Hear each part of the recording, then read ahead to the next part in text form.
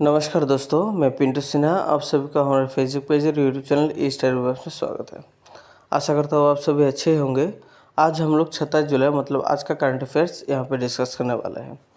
Total हम लोग यहाँ पे 3 टॉपिक डिस्कस करेंगे। उन 3 टॉपिक के साथ बहुत सारा इंपॉर्टेंट पॉइंट आप लोगों को मिल जाएगा जो आप लोगों के आने वाले एग्जाम जैसे कि Assam direct recruitment, DHSP, NIT, SSC, Assam police और भी जो कॉम्पिटिटिव एग्जाम आने वाला है उनमें बहुत ही फायदेमंद होने वाला है। इसलिए आप लोगों से एक ही दरख्वास्त है, आप लोग वीडियो को अंत तक देखिएगा और वीडियो को पॉज मत करिएगा। बहुत सारा इंपॉर्टेंट पॉइंट हम लोग डिस्कस करते हैं, वो कभी कभार यहाँ पे नहीं मिलता है। ठीक है, तो चलिए शुरू करते हैं पहले क्वेश्चन से।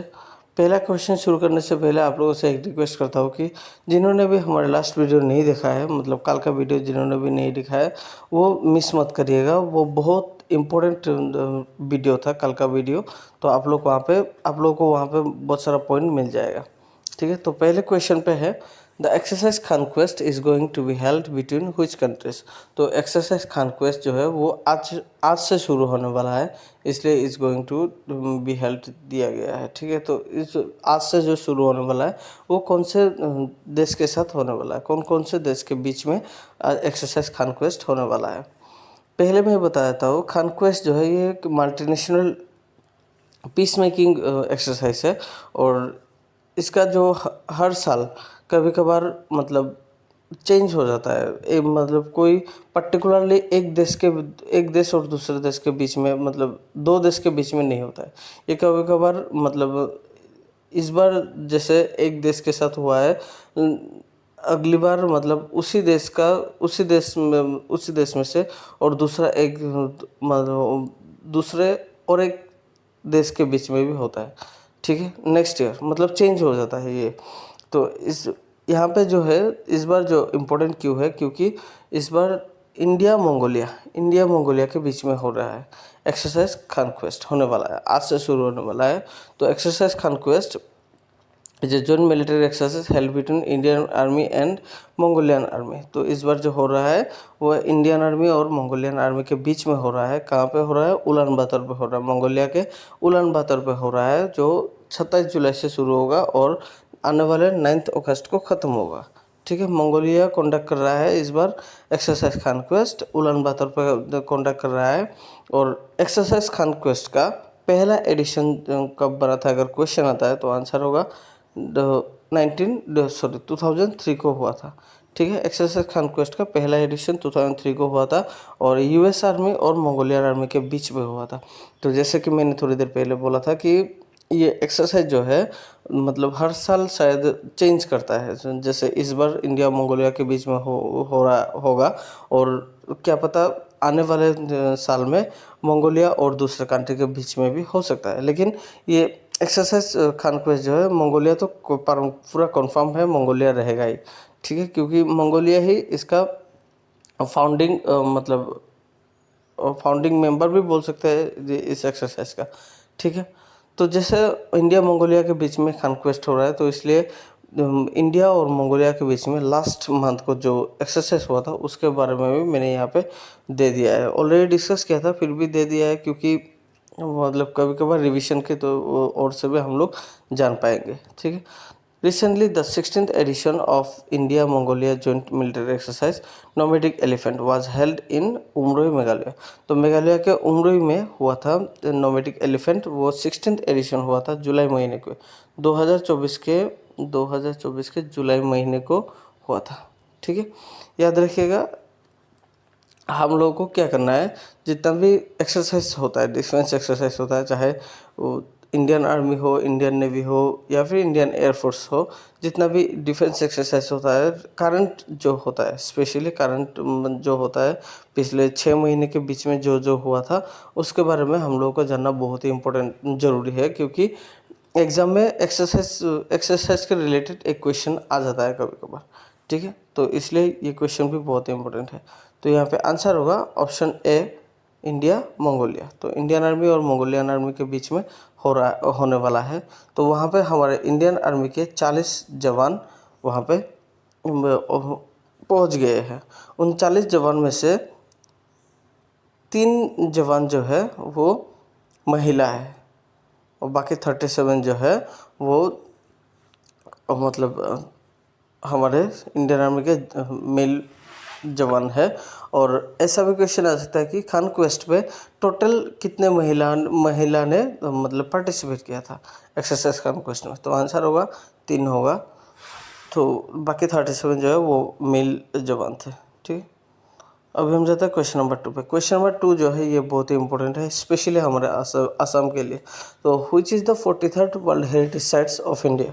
तो यूनेस्को वर्ल्ड हेरिटेज साइट हमेशा ये यूनेस्को के वर्ल्ड हेरिटेज साइट जो है वो हमेशा हर साल किसी न किसी कल्चरल प्लेस या फिर हिस्टोरिकल प्लेस को या फिर कल्चरल प्लेस या फिर नेचुरल प्लेस को मतलब मार्क करके वर्ल्ड हेरिटेज साइट्स के लिस्ट में डाल देता है।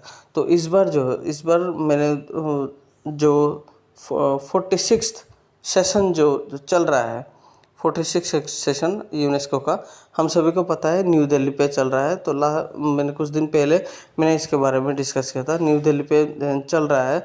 तो वहाँ पे यूनेस्को का जो 46 सेशन जो चल रहा है वहाँ पे डिक्लेयर किया गया है कि 43rd वर्ल्ड हेरिटेज साइट्स हमारे भारत के एक मतलब कल्चरल प्लेस को रिकॉग्नाइज मार्क करने के लिए।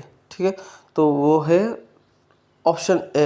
यहाँ पे ऑप्शन जो है एक ऑप्शन में से कौन सा होगा ये क्वेश्चन है कि option A Dholavira, option B Shanti Niketan, option C Hoysala temples, option D Charaideo Moidams. तो थोड़ा हम यहाँ पे डिस्कस करते हैं। UNESCO recognised world heritage sites of outstanding universal value to cultural or natural heritage which have been nominated by countries which are signatories to the UNESCO World Heritage Convention established in 1972। तो UNESCO world heritage convention जो हुआ था वो 1972 को हुआ था। उसके बाद से हमेशा हर साल यूनेस्को वर्ल्ड हेरिटेज लिस्ट बनाता है। तो वहाँ पे किसी न किसी देश के मतलब एक कल्चरल साइट्स और या फिर नेचुरल साइट्स को मतलब उस लिस्ट में डाल देता है। तो उस लिस्ट को हम लोग UNESCO world heritage sites list बोलते हैं। तो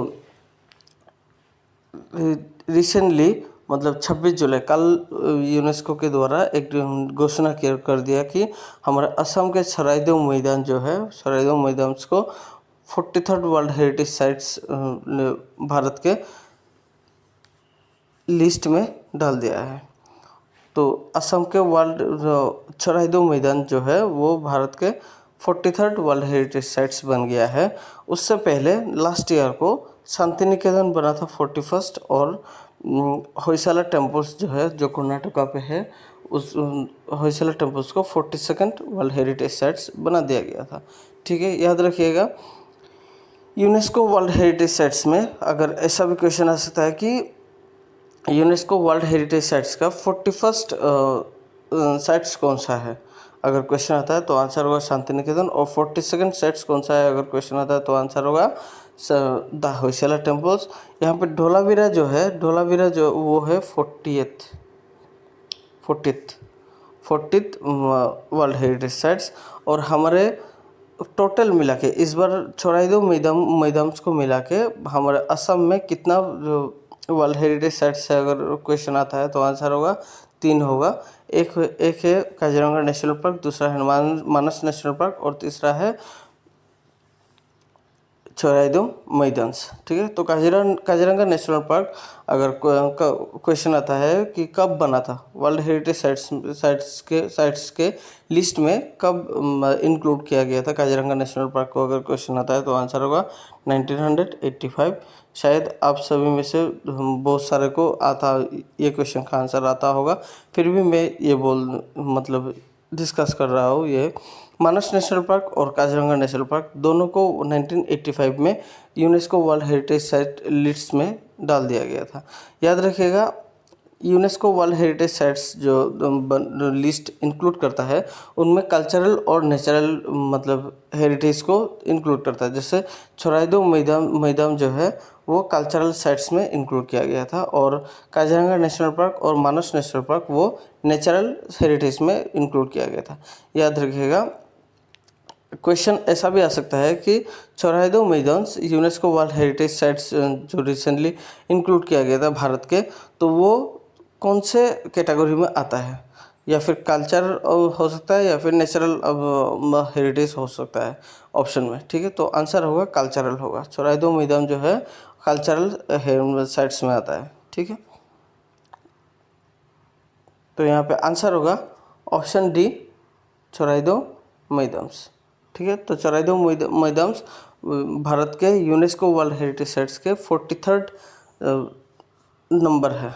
ठीक है, 43rd वर्ल्ड हेरिटेज साइट्स बना है भारत के चौराहे मैदान्स।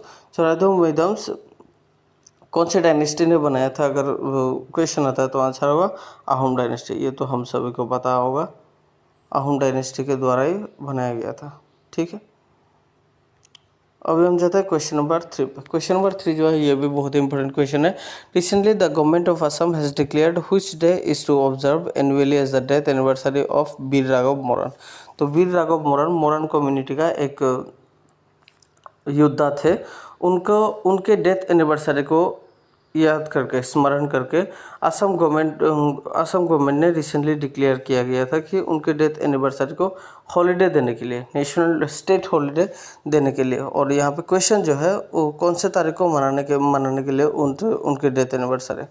ऑप्शन ए 17 अगस्त, ऑप्शन बी 19 सितंबर, ऑप्शन सी 19 नवंबर, ऑप्शन डी 19 दिसंबर। थोड़ा हम यहाँ पे डिस्कस करते हैं। Raghav Moran was a heroic fighter possessing the extraordinary organizational capability, war strategy and tactics, skills, patriotism and bravery. He defeated Ahom King Lakshmi Singha several times in the 18th century. तो राघव मोरन मोरन community का leader था, मोरन community का एक leader था। उन्होंने मोआमोरिया rebellion, शायद आप लोगों ने सुना होगा। तो मोआमोरिया रिवेलियन अहोम डायनेस्टी और मोरन कम्युनिटी के बीच में हुआ था। तो उस टाइम पे राघव मोरन ने मोरन कम्युनिटी को लीड किया था। और लक्ष्मी सिंह जो तब अहोम डायनेस्टी का राजा थे, और लक्ष्मी सिंह के साथ 3 बार युद्ध किया था। 3 बार मोआमोरिया रिविलियन, हम सभी को पता है कि 3 बार हुआ था मोआमोरिया रिविलियन 3 बार हुआ था।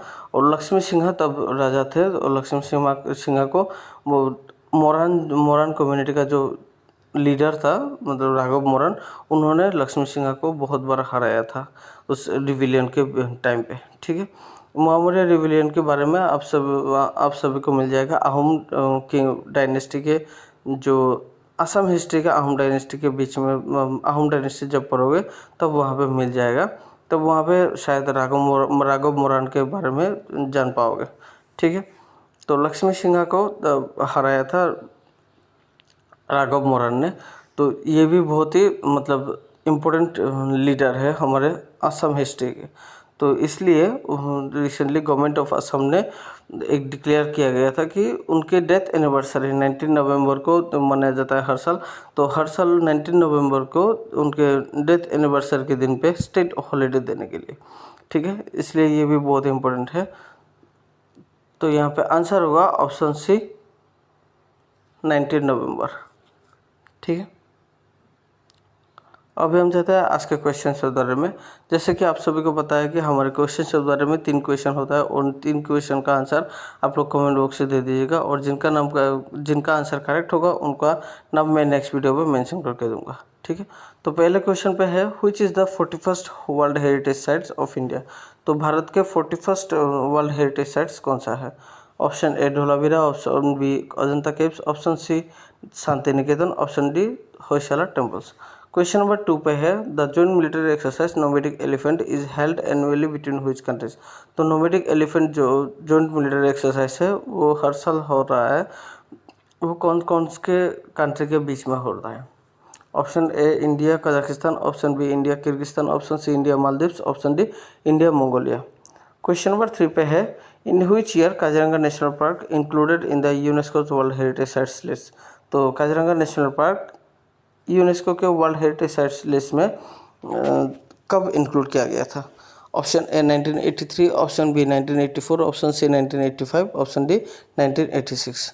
तो इन तीनों क्वेश्चन का आंसर कमेंट बॉक्स से दे दीजिएगा। आशा करता हूँ आप सभी को देने में उतना दिक्कत नहीं होगा, क्योंकि थोड़ी देर पहले हम लोगों ने डिस्कस किया है। तो आंसर देने के लिए कोशिश करना, और जितना भी आंसर यहाँ पे करने के लिए कोशिश मतलब दे पाओगे, उतना आप लोगों का शायद कॉन्फिडेंस लेवल अच्छा हो जाएगा। जैसे आप सभी को पता है कि इस बार जो कॉम्पिटिटिव एग्ज़ाम आने वाला है ADRE का स्पेशली, वहाँ पे नेगेटिव मार्किंग है। तो आप लोग मतलब जो भी आंसर अटेम्प्ट करोगे, कॉन्फिडेंस से ही करोगे, क्योंकि वहाँ पे अगर मतलब अंडर कॉन्फिडेंस पे रहोगे तो आंसर कभी मिस भी हो सकता है। ठीक है, तो इसलिए आप लोगों के कॉन्फिडेंस को हाई करने के लिए ये क्वेश्चन ऑफ द डे का आंसर हमेशा करते रहना। ठीक है, अभी हम जाते हैं हमारे लास्ट वीडियो के क्वेश्चन ऑफ द डे के आंसर पे।